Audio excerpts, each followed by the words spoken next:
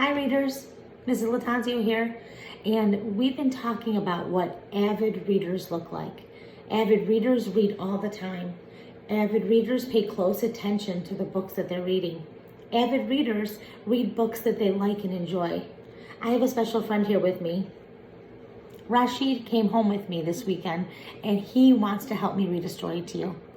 I picked this story, Millions of Cats, because it's one of my favorite stories. It's also a Newbery Award-winning book, and that means that this book was read by so many kids and so many adults and enjoyed by so many, it won an award. So I want you to sit back, relax, get somewhere comfortable, let your mommies, daddies, caregivers, grandmas, grandpas do their work, and listen to a story read by Mrs. Latanzio and Rashid. Millions of Cats by Wanda Gaig.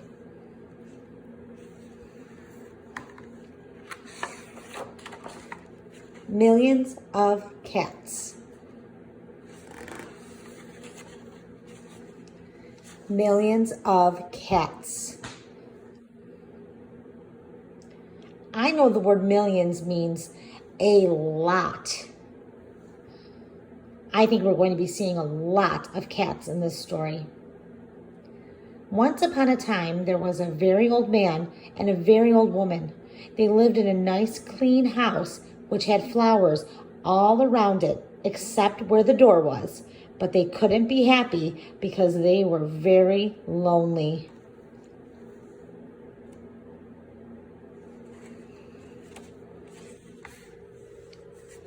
If we only had a cat, sighed the very old woman.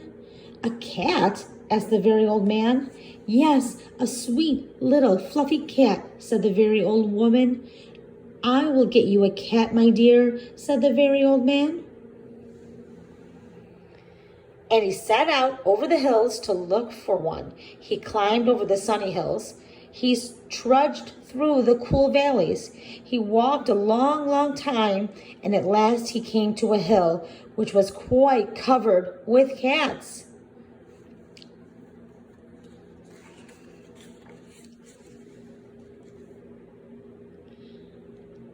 Wow, look at all those cats in this illustration. Cats here, cats there, cats and kittens everywhere. Hundreds of cats, thousands of cats, millions and billions and trillions of cats.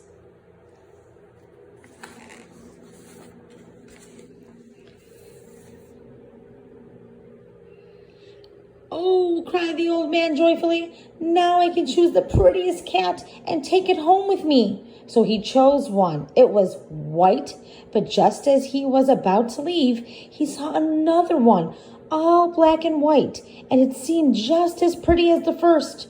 So he took this one also.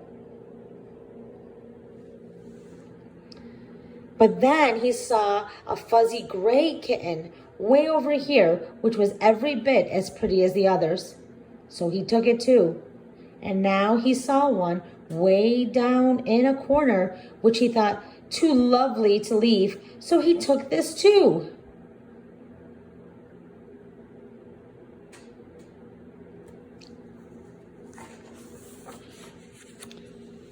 And just then, over here, the very old man found a kitten which was black and very beautiful. It would be a shame to leave that one, said the very old man. So he took it.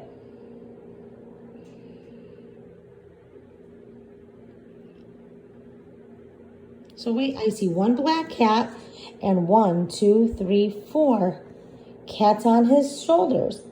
How many cats is that? That's right, 5. And now, over there, he saw a cat which had brown and yellow stripes like a baby tiger. I simply must take it, cried the very old man, and he did.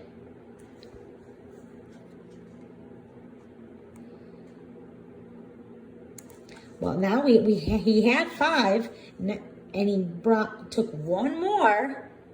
How many is that now? That's right, 6.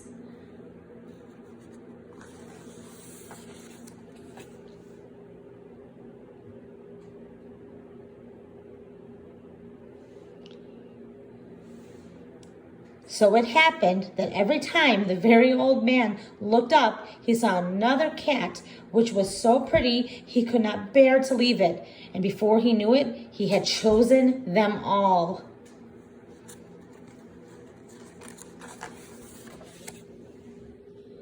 And so he went back over the sunny hills and down through the cool valleys to show all his pretty kittens to the very old woman.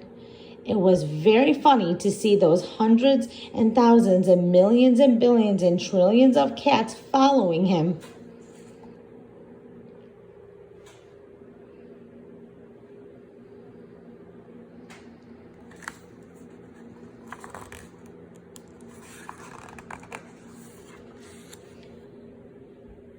They came to a pond.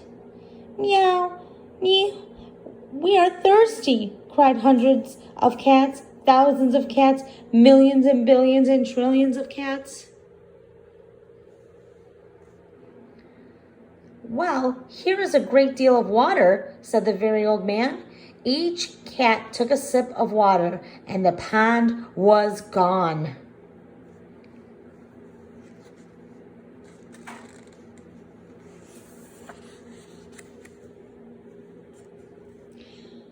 Meow, meow. Now we are hungry, said the hundreds of cats, thousands of cats, millions and billions and trillions of cats.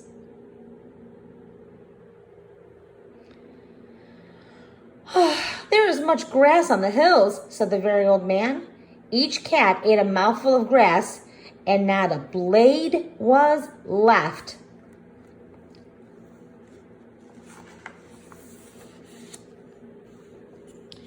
Pretty soon, the very old woman saw them coming. My dear, she cried, what are you doing? I asked for one little cat. What do I see?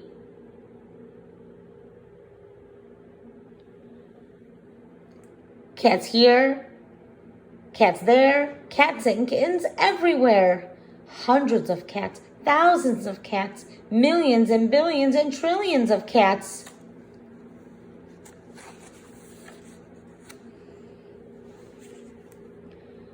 But we can never feed them all, said the very old woman. They will eat us out of house and home.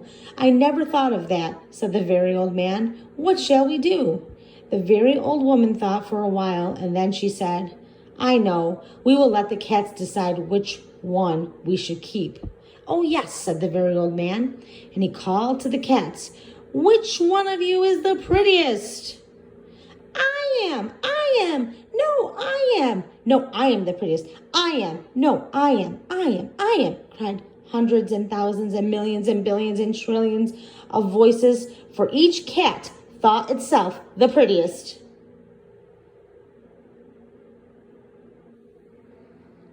And they began to quarrel.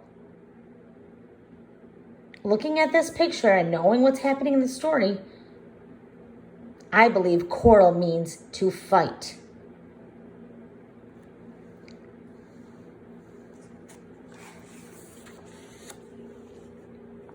They bit and scratched and clawed each other and made such a great noise that the very old man and the very old woman ran into the house as fast as they could. They did not like such quarreling.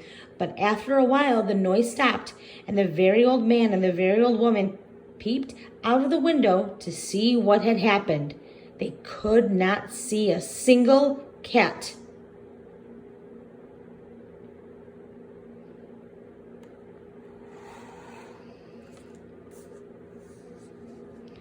I think they must have eaten each other all up, said the very old woman. It's too bad.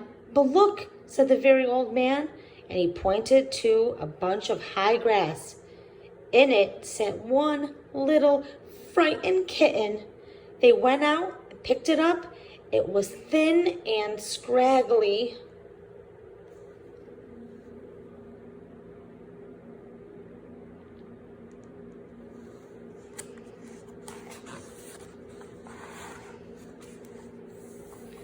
Poor little kitten, said the very old woman. Dear little kitty, said the very old man. How does it happen that you were not eaten up with all those hundreds and thousands and millions and billions and trillions of cats? Oh, I'm just a very homely little cat, said the kitten. So when you asked who was the prettiest, I didn't say anything, so nobody bothered about me.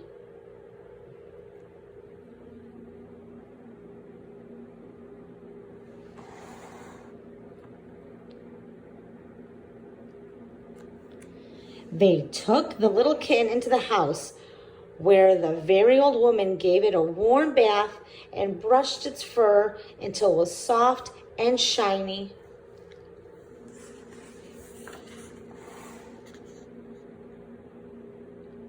Every day they gave it plenty of milk. And soon it grew nice and plump.